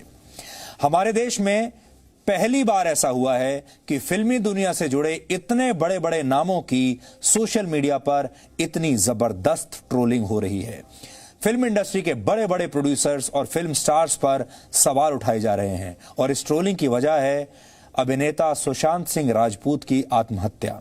सुशांत की आत्महत्या के बाद ही देश की जनता इन बड़े बड़े फिल्म स्टार्स से सवाल पूछ रही है, और जनता चाहती है कि क्या यही लोग सुशांत की मौत के लिए जिम्मेदार है, ये जानना चाहती है जनता। इन फिल्म स्टार्स के बड़े बड़े फैन क्लब्स हैं, और देश की जनता इन्हें भगवान की तरह पूजती है। अपनी मेहनत और खून पसीने की कमाई खर्च करके इनकी फिल्में देखने के लिए थिएटर में लाइन में लगकर लोग अंदर जाते हैं। लेकिन अब वही लोग इन बड़ी बड़ी फिल्मी हस्तियों से सवाल पूछ रहे हैं कि आखिर इन लोगों ने बॉलीवुड को परिवारवाद का नया केंद्र क्यों बना दिया है, और क्यों ये लोग उन कलाकारों के साथ अन्याय करते हैं जिनका संबंध किसी फिल्मी खानदान से नहीं होता, जो छोटे शहरों से जाते हैं, जो बाहर के लोग होते हैं, जिन्हें आउटसाइडर्स कहा जाता है। अब बॉलीवुड के भी कई लोग उन प्रोड्यूसर्स और फिल्म स्टार्स की पोल खोल रहे हैं जो खुद को टैलेंट का कद्रदान बताया करते थे, जो कहते थे कि हम तो टैलेंट के पारखी हैं, हम टैलेंट के जोहरी हैं, हम समझ जाते हैं कि किस में कितना टैलेंट है। लेकिन क्या यही लोग टैलेंट के टुकड़े टुकड़े करने वाले गैंग में तब्दील हो गए हैं। और इसी संदर्भ में मशहूर डायरेक्टर अभिनव कश्यप ने कुछ दिन पहले फेसबुक पर एक पोस्ट लिखी। अपनी पोस्ट में उन्होंने फिल्म इंडस्ट्री के उस नेक्सस को एक्सपोज किया है जो पहले नई प्रतिभाओं को काम का लालच देता है और फिर धीरे धीरे प्रतिभावान कलाकारों से उनकी सारी आजादी छीन ली जाती है। आपको बता दें कि अभिनव कश्यप कौन है। अभिनव कश्यप मशहूर फिल्म डायरेक्टर अनुराग कश्यप के भाई हैं और वो खुद कई फिल्मों का निर्देशन कर चुके हैं। आपको याद होगा सलमान खान की एक फिल्म आई थी दबंग, इस फिल्म का निर्देशन भी उन्होंने ही किया था। यानी वो फिल्मी दुनिया को बहुत करीब से जानते हैं, इसलिए उनकी बातों को आप हल्के में नहीं ले सकते। अभिनव कश्यप ने जो कहा है उसका सार आप इन 4 पॉइंट्स में समझ लीजिए। वो कह रहे हैं कि सुशांत की आत्महत्या के पीछे फिल्म इंडस्ट्री के एक बड़े प्रोडक्शन हाउस का रोल भी हो सकता है और उन्होंने खास तौर पर यशराज फिल्म्स का नाम लिया है और सुशांत सिंह की आत्महत्या की सीबीआई जांच कराने की मांग की है। दूसरी बात जो उन्होंने कही वो ये कि यशराज फिल्म्स जैसे प्रोडक्शन हाउस और इससे जुड़े लोग कलाकारों का करियर नहीं बनाते बल्कि ये इन कलाकारों का जीवन बर्बाद कर देते हैं। तीसरी बात जो उन्होंने लिखी वो ये कि प्रतिभावान लोगों की तलाश के नाम पर ये ऐसे लोगों को ढूंढते हैं जिन्हें करियर में सिर्फ एक ब्रेक की जरूरत होती है, ऐसा स्ट्रगलर। ये लोग ऐसे कलाकारों को फिल्मी पार्टियों में आने का न्योता भेजते हैं। छोटी छोटी जो लॉन्च पार्टीज होती हैं वहां भेजकर इन्हें छोटा मोटा पैसा भी देते हैं। जब इन नए कलाकारों के पास कुछ पैसा आ जाता है और ये कलाकार फिल्मी पार्टियों में पहुंचते हैं तो इन्हें वहां बेइज्जत किया जाता है ताकि इनका आत्मविश्वास पूरी तरह से टूट जाए। इसके बाद प्रोडक्शन हाउस इन कलाकारों को मौका देने के नाम पर इनके साथ कॉन्ट्रैक्ट साइन कराते हैं और कॉन्ट्रैक्ट आखिरकार इन नई प्रतिभाओं की सारी आजादी छीन लेते हैं। इस कॉन्ट्रैक्ट के तहत नए कलाकारों को कई सालों तक एक ही प्रोडक्शन हाउस के साथ फिल्में करनी होती हैं, वो भी बहुत कम पैसे में। और इस दौरान अगर कोई अभिनेता किसी और प्रोडक्शन हाउस की फिल्म करता है तो उस पर जुर्माना लगा दिया जाता है और बॉलीवुड का ये गैंग उसका बहिष्कार कर देता है। उसे बाकी जगह फिल्मों में काम मिलना बंद हो जाता है या फिर डिस्ट्रीब्यूटर्स उसकी फिल्में खरीदते नहीं हैं। इसके अलावा उन्होंने अभिनेता सलमान खान और उनके परिवार पर भी कई गंभीर आरोप लगाए हैं। ये अभिनव कश्यप के आरोप हैं और हम इनकी पुष्टि नहीं कर सकते। जो उन्होंने अपनी फेसबुक पोस्ट में लिखा है वही मैं आपको पढ़कर बता रहा हूं। हम नहीं जानते कि वो सही कह रहे हैं या गलत कह रहे हैं, लेकिन वो फिल्म इंडस्ट्री में बहुत वर्षों से काम कर रहे हैं, बड़े बड़े फिल्म स्टार्स के साथ काम कर चुके हैं, बड़ी बड़ी फिल्में बना चुके हैं। लेकिन उन्होंने जो सवाल उठाए हैं वो वाकई गंभीर हैं और इस बात की तरफ इशारा करते हैं कि कहीं ना कहीं फिल्म इंडस्ट्री में परिवारवाद हावी है और जिन लोगों के साथ खानदान का नाम जुड़ा हो वो बाहर से आए लोगों को कभी सफल नहीं होने देते। अब फिल्म इंडस्ट्री के ही कुछ नामी गिरामी लोग सुशांत सिंह की मौत के बाद उन्हें बदनाम करने की कोशिश कर रहे हैं और कह रहे हैं कि सुशांत की दिमागी हालत ठीक नहीं थी और वो मानसिक रूप से बीमार हो गए थे। ये वो लोग हैं जिनके बच्चे, जिनके बेटी बेटियों को फिल्में मिलती हैं और अवार्ड सिर्फ इसलिए मिल जाते हैं क्योंकि वो किसी बड़े फिल्मी खानदान से संबंध रखते हैं। और यही वजह है कि अब आम लोग ही इन फिल्मी सितारों को आईना दिखा रहे हैं। आम लोग महत्वाकांक्षी होते हैं, मेहनत करना जानते हैं, अपने इसी जज्बे के साथ संघर्ष के दम पर आगे बढ़ना चाहते हैं, लेकिन जब वो अपने जीवन में ऐसे ही पक्षपात का शिकार होते हैं तो वो गुस्से से भर जाते हैं। और सुशांत की आत्महत्या के बाद उनका यही गुस्सा अब पूरे देश में बाहर आ रहा है और इसीलिए परिवारवाद को लेकर नेताओं की आलोचना करने वाले लोग अब इन फिल्मी सितारों की आलोचना कर रहे हैं। आप इस ट्रेंड को समझिए। इससे पहले राजनीति में जो लोग परिवारवाद को आगे बढ़ाते थे और जो राजनीति के बड़े बड़े खानदान थे, लोगों का गुस्सा उन पर फूटता था। लेकिन अब शायद पहली बार ऐसा हो रहा है जब देश के आम लोग, देश का जो आम दर्शक है, फिल्म देखने वाला, वो उन्हीं फिल्म बनाने वालों के खिलाफ गंभीर आरोप लगा रहा है और उनके खिलाफ एक मुहिम चलाए हुए है। जो फिल्म प्रोड्यूसर्स किसी जमाने में खुद को टैलेंट का जौहरी मानते थे, उनका सच अब सामने आ चुका है और जो लोग मेहनत करते हुए अपने पांव चप्पलें घिसते रहते थे, जूते घिसते थे, सोल घिस जाते थे, उन्हें ये लोग सम्मान नहीं देना चाहते क्योंकि जो लोग आंखों से ही तलवे चाट लेने की क्षमता रखते हों उन्हें ये लोग सिर पर बैठा लेते हैं। कहानियों के जरिए जज्बात बांटने वाले ये लोग प्रतिभा के कदरदान नहीं हैं बल्कि उनके कातिल हैं। लेकिन सोशल मीडिया के दौर में अब इनके लिए अपना चेहरा छिपाना मुश्किल हो गया है और यही वजह है कि लोग पहली बार बॉलीवुड के इन मठाधीशों को जबरदस्त तरीके से ट्रोल कर रहे हैं। इस बात को आप समझिए, आज से कुछ वर्षों पहले तक सोशल मीडिया नहीं था, खबरें बाहर आती नहीं थी और जो जानकारियां होती थी फिल्म प्रोड्यूसर्स के बारे में, डायरेक्टर्स और फिल्म स्टार्स के बारे में, वो बहुत कम हुआ करती थी।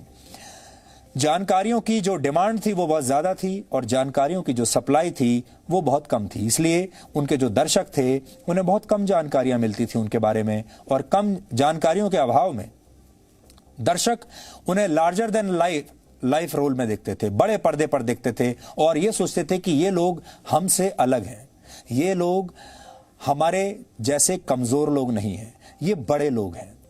आप इसे बॉलीवुड का तख्ता पलट भी कह सकते हैं, क्योंकि पहली बार हो रहा है जब बॉलीवुड में इतने बड़े बड़े लोगों का तख्ता पलट करने की तैयारी आम लोगों ने कर ली है, दर्शकों ने कर ली है। और इसे आप विद्रोह कह सकते हैं, क्योंकि अब सोशल मीडिया का जमाना है। लोकप्रियता किसी बड़े बैनर की मोहताज अब नहीं रही। अब आज कोई बड़ा बैनर किसी नए यंगस्टर कलाकार का करियर बर्बाद नहीं कर सकता, क्योंकि जानकारियां किसी से छुपती नहीं हैं।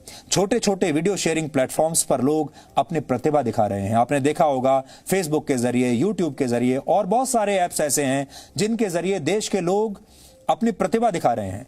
और बिना फिल्मों में काम किए ही इस समय बहुत सारे ऐसे लोग हैं, सैकड़ों हजारों की संख्या में, जिनकी फॉलोइंग सोशल मीडिया पर किसी फिल्म स्टार जैसी ही है बिना किसी फिल्म में काम किए। ये एक बहुत बड़ी बात है और इसी को हम कह रहे हैं कि ये ट्रेडिशनल बॉलीवुड के खिलाफ विद्रोह है और अब बॉलीवुड के तानाशाहों के लिए ये एक मुसीबत बन गई है।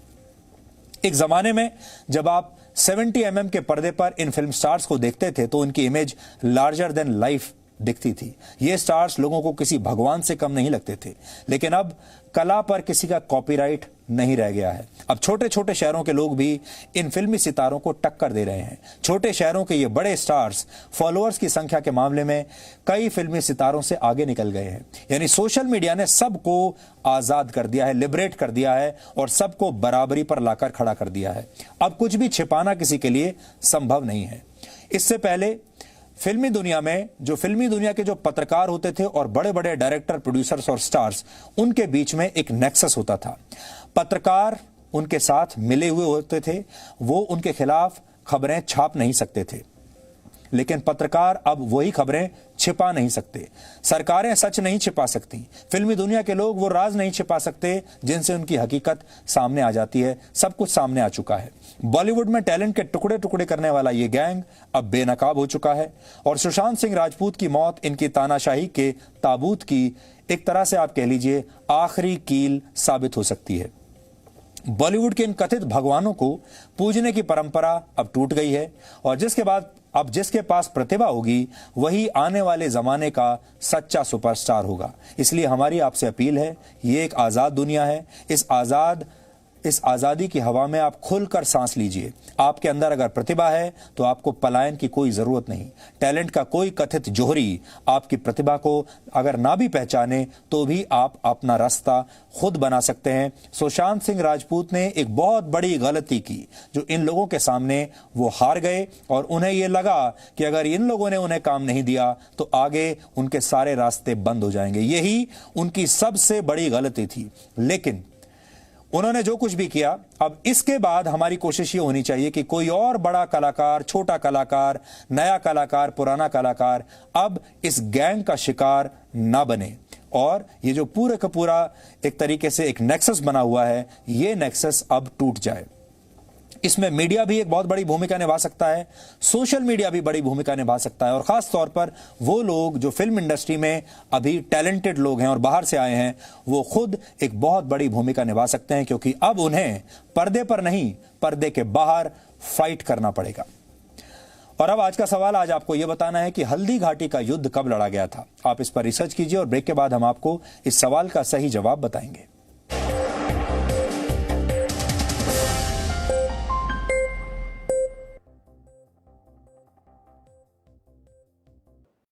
This is first thing, is that कि if I would have lived my life the way I wanted. दूसरा, I wish I hadn't worked so hard. ये तो मेरे साथ भी हुआ, मैं भी जिंदगी में बहुत देर से समझ आए।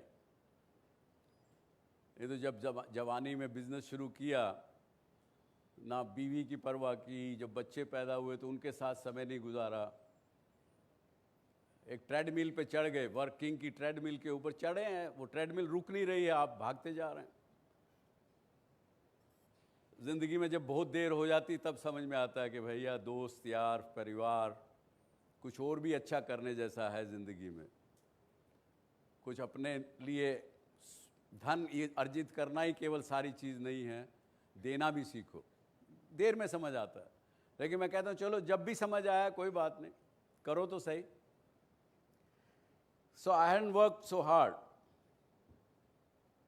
जैसे आप में से कईयों ने कहा कि दोस्तों से बात नहीं किया, मैं जाऊंगा दोस्त को कहूंगा कि यार I love you, I misunderstood you through out my life, और whatever. I wish I had the courage to express my feelings. बहुत से हम लोग हैं जो अपनी फीलिंग एक्सप्रेस नहीं करते, यही सोच के कि यार उसको बुरा ना लग जाए, सामने वाले को बुरा ना लग जाए। कभी होता है फीलिंग कि नहीं? We are political when we don't express our feelings truly, what we believe. I wish I had stayed in touch with my friends. I wish I had let myself to be happier. Now, this is very catchy point of view. जिन लोगों ने कहा, this is surprisingly common one, many did not realize until the end that happiness is a choice. Can you believe? Happiness is also a choice. Many people do not even know. Because क्यों? क्योंकि हम उसी system में, उसी रट में, उसी बहाव में बहे जा रहे हैं। No signal, no worry. Presenting Z News app with live TV, latest updates and expert opinion. Available on Google Play and App Store. Download it now.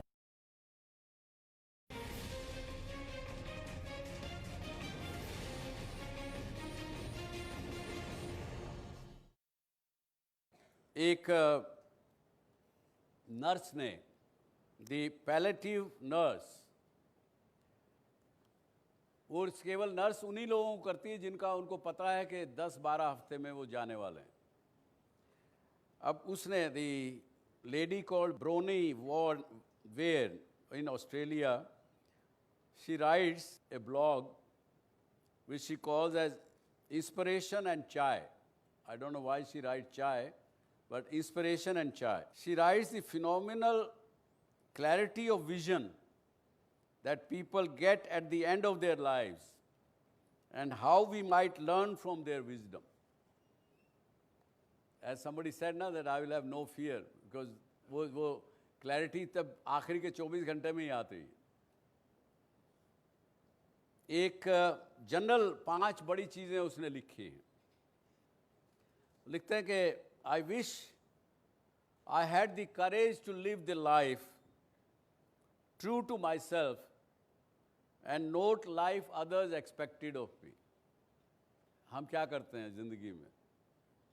मुझे आई एम श्योर आप में से कम 50-60% ऐसे यूथ आप लोग होंगे जो कि बिजनेस स्कूल में आए हैं किसी के और के कहने पर।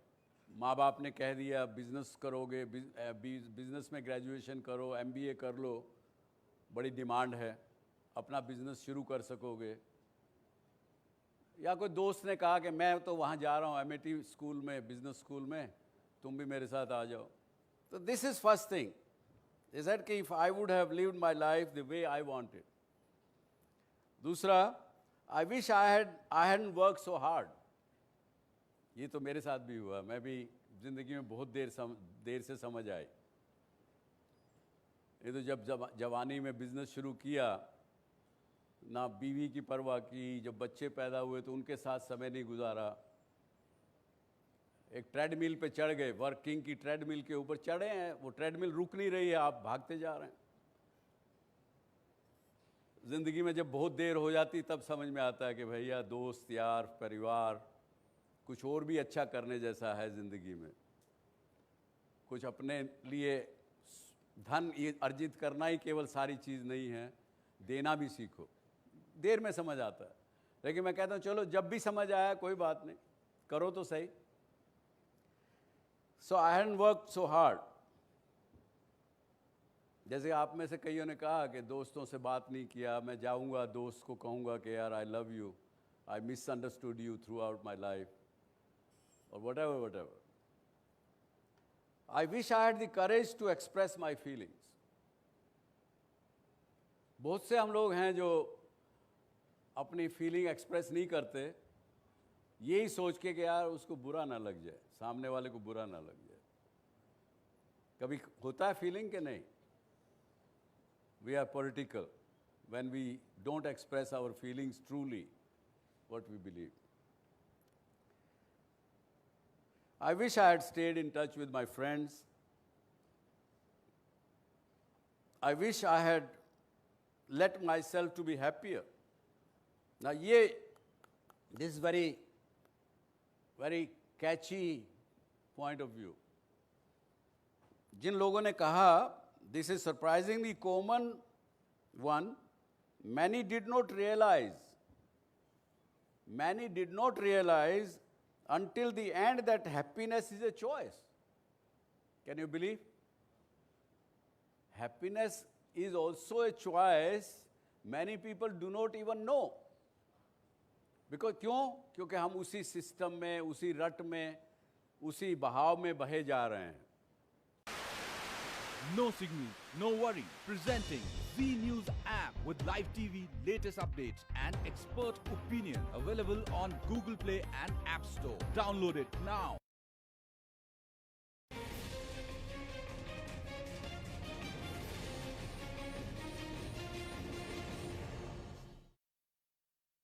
एक नर्स ने, दी पैलेटिव नर्स, वो केवल नर्स उन्हीं लोगों को करती है जिनका उनको पता है कि 10-12 हफ्ते में वो जाने वाले हैं। अब उसने, the lady called Bronnie Ware in Australia, she writes a blog which she calls as inspiration and chai. I don't know why she write chai, but inspiration and chai. She writes the phenomenal clarity of vision that people get at the end of their lives and how we might learn from their wisdom. As somebody said now that I will have no fear because वो clarity तब आखिरी के 24 घंटे में ही आती है। एक general 5 बड़ी चीज़ें उसने लिखी हैं। लिखते हैं कि I wish I had the courage to live the life true to myself and not life others expected of me. हम क्या करते हैं ज़िंदगी में? I'm sure आप में से कम 50-60% ऐसे यूथ आप लोग होंगे जो कि बिजनेस स्कूल में आए हैं किसी के और के कहने पर। माँ बाप ने कह दिया बिजनेस करोगे, बिजनेस में ग्रेजुएशन करो, MBA कर लो, बड़ी डिमांड है, अपना बिजनेस शुरू कर सकोगे। या कोई दोस्त ने कहा कि मैं तो वहाँ जा रहा हूँ MIT स्कूल में, बिजनेस स्कूल में, तुम भी मेरे साथ आ जाओ। तो this is first thing, is that कि if I would have lived my life the way I wanted. दूसरा, I wish I hadn't work so hard. ये तो मेरे साथ भी हुआ, मैं भी ज़िंदगी में बहुत देर से समझ आई। ये तो जब जवानी में बिज़नेस शुरू किया, ना बीवी की परवाह की, जब बच्चे पैदा हुए तो उनके साथ समय नहीं गुजारा। एक ट्रेडमिल पे चढ़ गए, वर्किंग की ट्रेडमिल के ऊपर चढ़े हैं, वो ट्रेडमिल रुक नहीं रही है, आप भागते जा रहे हैं। ज़िंदगी में जब बहुत देर हो जाती तब समझ में आता है कि भैया दोस्त यार परिवार कुछ और भी अच्छा करने जैसा है ज़िंदगी में। कुछ अपने लिए धन अर्जित करना ही केवल सारी चीज़ नहीं है, देना भी सीखो। देर में समझ आता है, लेकिन मैं कहता हूँ चलो जब भी समझ आया कोई बात नहीं, करो तो सही। So I hadn't worked so hard.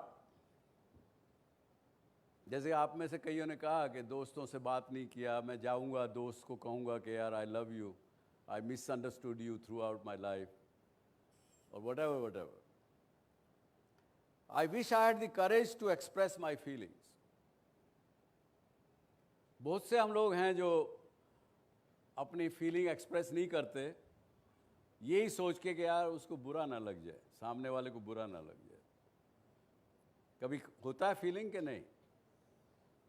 We are political when we don't express our feelings truly, what we believe. I wish I had stayed in touch with my friends. I wish I had let myself to be happier. Now, this is very catchy point of view. जिन लोगों ने कहा, this is surprisingly common one, many did not realize until the end that happiness is a choice. Can you believe? Happiness is also a choice. Many people do not even know. Because क्यों? क्योंकि हम उसी system में, उसी रट में, उसी बहाव में बहे जा रहे हैं. No signal, no worry. Presenting Z News app with live TV, latest updates and expert opinion. Available on Google Play and App Store. Download it now.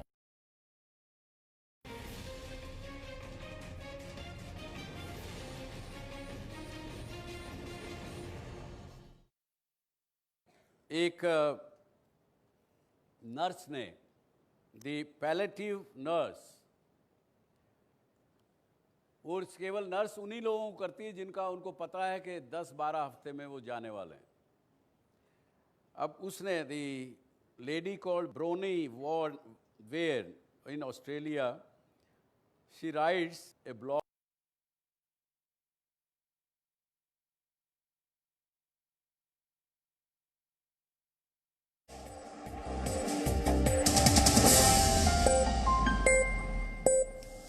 और अब आखिर में देखते हैं कि आज के इतिहास में क्या लिखा है. वर्ष 1576 में आज ही के दिन महाराणा प्रताप और मुगल बादशाह अकबर के बीच हल्दी घाटी में युद्ध लड़ा गया था. मुगलों के पास एक बहुत बड़ी सेना थी, लेकिन महाराणा प्रताप के पास बहादुरी और युद्ध कौशल की ताकत थी. उन्होंने आखिरी समय तक अकबर के समझौते के प्रस्ताव को माना नहीं. हल्दी घाटी के युद्ध में महाराणा प्रताप की हार हुई थी, लेकिन मुगलों की सेना उन्हें कभी भी पकड़ नहीं सकी. आज की तारीख को गोवा क्रांति दिवस के रूप में भी मनाया जाता है, क्योंकि आज ही के दिन वर्ष 1946 में डॉक्टर राम मनोहर लोहिया ने गोवा में पुर्तगाल के शासन के खिलाफ प्रदर्शन की शुरुआत की थी और इसी के साथ गोवा की आजादी के लिए बड़े आंदोलन की शुरुआत हुई. गोवा में 450 वर्षों तक पुर्तगाल का शासन रहा था. आखिरकार 1961 में गोवा को पुर्तगाल से आजादी मिली और गोवा का विलय भारत में हो गया. वर्ष 2009 में आज ही के दिन मशहूर सरोद वादक अली अकबर खान का निधन हुआ था. उन्होंने मशहूर सितार वादक पंडित रविशंकर के साथ मिलकर भारतीय शास्त्रीय संगीत को पूरी दुनिया में लोकप्रिय बनाया. उस्ताद अली अकबर खान ने सिर्फ 13 वर्ष की उम्र में इलाहाबाद में अपना पहला परफॉर्मेंस दिया था. उन्होंने राग चंद्र नंदन की रचना भी की थी. संगीत में योगदान के लिए उन्हें वर्ष 1989 में पद्म विभूषण सम्मान भी दिया गया था. और वर्ष 1845 में आज ही के दिन French doctor Charles Louis Alphonse Laveran का जन्म हुआ था. उन्होंने ही मलेरिया रोग का कारण खोजा था और मलेरिया होने की वजह असल में एक पैरासाइट होता है जो मादा एनोफिलीज मच्छर में पाया जाता है. लेवरेन ने अल्जीरिया में काम करते हुए पहली बार खून के अंदर मौजूद इस पैरासाइट को खोजा था और इसके लिए उन्हें वर्ष 1907 में नोबेल पुरस्कार भी दिया गया था. तो डीएनए में आज इतना ही. अब आपसे हमारी मुलाकात होगी कल रात 9 बजे. तब तक आप खुश रहिए, सुरक्षित रहिए, स्वस्थ रहिए और हमेशा याद रखिए, आत्मनिर्भर बनने की पहली शर्त होती है कि आपके अंदर आत्मसम्मान होना चाहिए. जिस देश में आत्मसम्मान नहीं है वो आत्मनिर्भर भी कभी नहीं बन सकता. नमस्कार.